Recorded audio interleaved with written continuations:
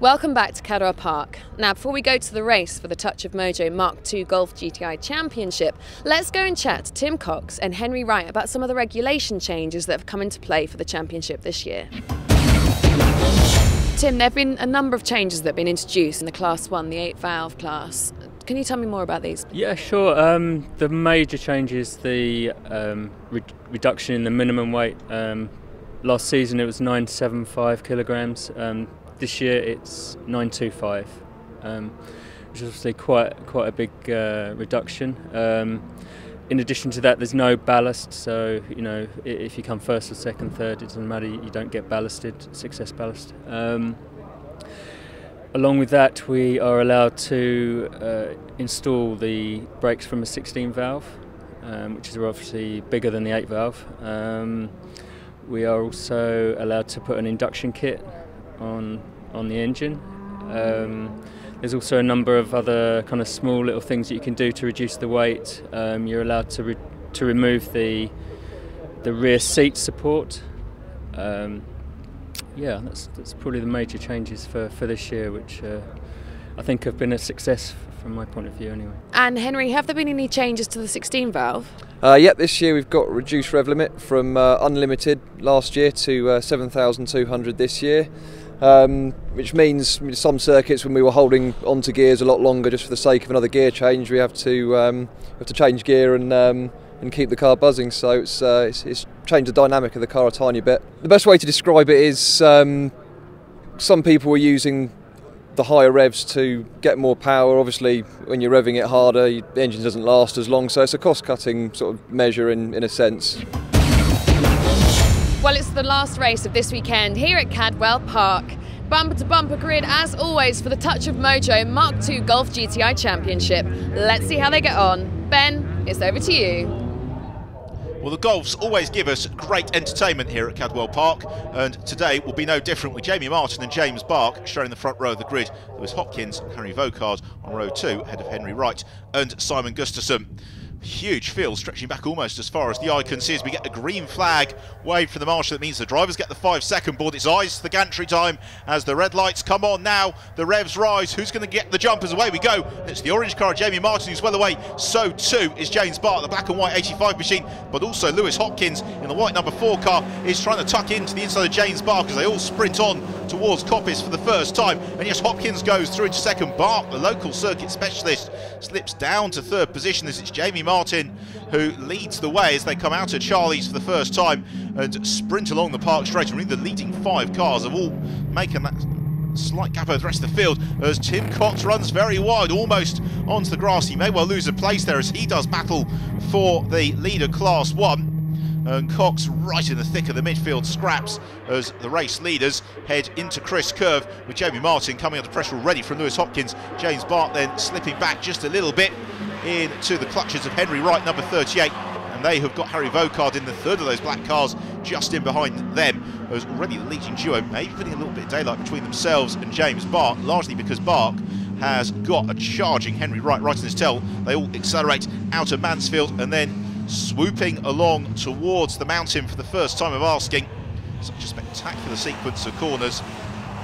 Cars just dipping a little bit under that very heavy brake as they ride up over the curbs, flick to the right and then over the crest, with Martin just able to get a couple of car lengths so clear from Lewis Hopkins, who's now being caught by James Bark. And Bark always goes spectacularly here as they send the corner markers flying through Hall Bends and then accelerate on towards Barn Corner. That's going to propel them downhill to complete the first lap as James Bark looks the inside of Lewis Hopkins.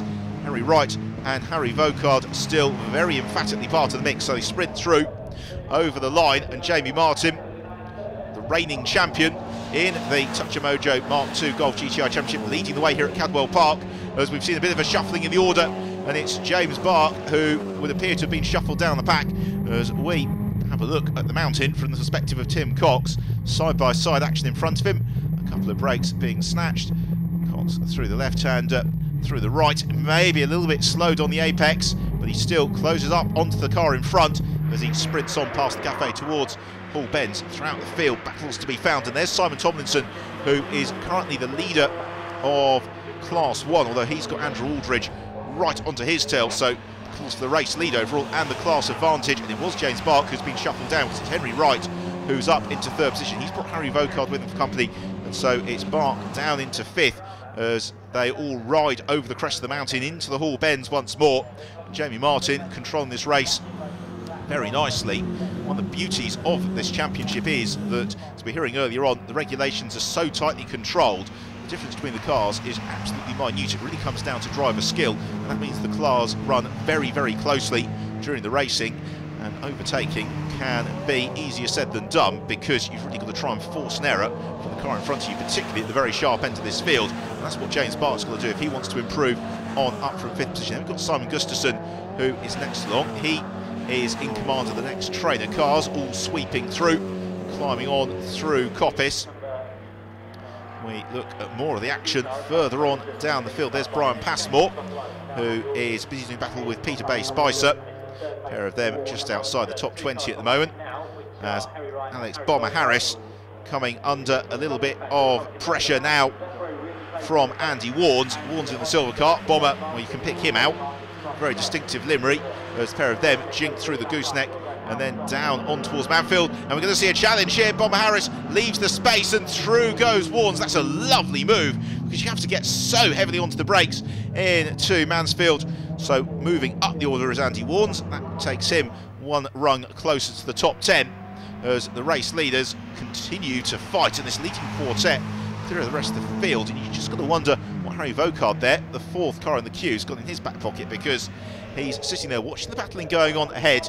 The race time is beginning to tick onwards here, so if he's going to make his move, he needs to do so. He certainly signals his intent. On comes the headlights. That generally means, come on, I want to move up through the order. So heading on to the Park Straight once more, still Jamie Martin in command. Lewis Hopkins chasing him down. Then we've got Henry Wright, who's always to be found there or thereabouts at the front of the field. Again, just fighting throughout the pack. This is battle headed up at the moment by Tim Cox. He's got Robert Wheeler and the rest of them on his tail. There's Paul Cowland and Mark Hodder just towards the back of that squabbling group, and Cox at the moment just seeing off the 24 car of Robert Wheeler, and they in turn are being closed on by Adrian Ward as well, number 88. So that quintet accelerate through, complete the lap as accelerating out of Chris Curve on towards the gooseneck, this leading group. No change in the order, but still the gap just seems to be a little bit closer between them all this time around. You wonder whether or not Lewis Hopkins has managed this race perfectly, whether he is going to be able to put that challenge onto Jamie Martin in the late stage of the race. They accelerate out of Mansfield onwards towards the mountain, and if you're close enough you can challenge the inside line into the mountain. James Bark and Darren Drury doing battle. There's Drury, number 7, with the Louth licence plate, as over the mountain comes Jamie Martin. He's got Lewis Hopkins still with him, as Henry Wright and Harry Vocard have just been dropped ever so slightly. They do battle over the final step on the rostrum here at Cadwell Park, as the race leader Jamie Martin accelerates on towards Barn for the final time, with Lewis Hopkins in very, very close attention. Then we've got the Wright and Vocard battle. I'm not sure that either Lewis Hopkins or Harry Vocard are close enough to challenge the car in front of them. It means it's going to be victory in the Touch of Mojo Mark II Golf GTI Championship for Jamie Martin. Second place Lewis Hopkins, and third to Henry Wright. As what about Class 1 should go the way of Simon Tomlinson, who's currently leading proceedings, as Peter Milne and Matthew Weller come through over the line. That is to complete the top 10 in favour of the number 5 car, Peter Milne. Bomber Harris is going to make it cleanly through the checkered flag, and then just behind him is Simon Tomlinson. So it's Tomlinson who's going to, in the event, take a reasonably emphatic Class 1 victory here for the 8-valve cars. He flashes his headlights to display his pleasure, just clear of Dan Gibbs, who is next along. So let's take a look then at the final results, with victory for Jamie Martin despite that race-long pressure from Lewis Hopkins, Henry Wright, Harry Vocard 3rd and 4th, and Simon Gustafson completing the top 5. 16th and Class 1 victory for Simon Tomlinson, with then Tim Cox and Mark Hodder completing the Class 1 rostrum. Round of applause and champagne for our race winner, Jamie Martin. very hot in the car, 100 degrees. There's tyre degradation that we're all having to manage, and Lewis was stronger through certain parts of the track and my car was stronger through others. So it was very much a domino effect of, he would gain on me, then I'd pull a bit. But the championships suddenly got very close, and it's very close at the front, and I think it's fantastic to watch, and it's really good fun to be in. Yes, it was very busy. I managed to stick on the back of the #1 driver and pushed him round till I think he ran out of fuel and made it easy. So I just fetched it home then, just kept on looking after the car and just kept pushing really. Championship points time then, and in Class 1 it's Andrew Aldridge and Simon Tomlinson who share the lead. Class 2, Jamie Martin stretching a 7-point advantage over Lewis Hopkins. When you combine them, it's Jamie Martin, Lewis Hopkins, who are only just clear of Andrew Aldridge and Simon Tomlinson, Henry Wright and Harry Vocard completing the top 6. Another excellent weekend's racing here at Cadwell Park for both the Super Pro VAG Trophy and the Touch of Mojo Mark II Golf GTI Championships. Join us again, same time next week for some more full speed racing.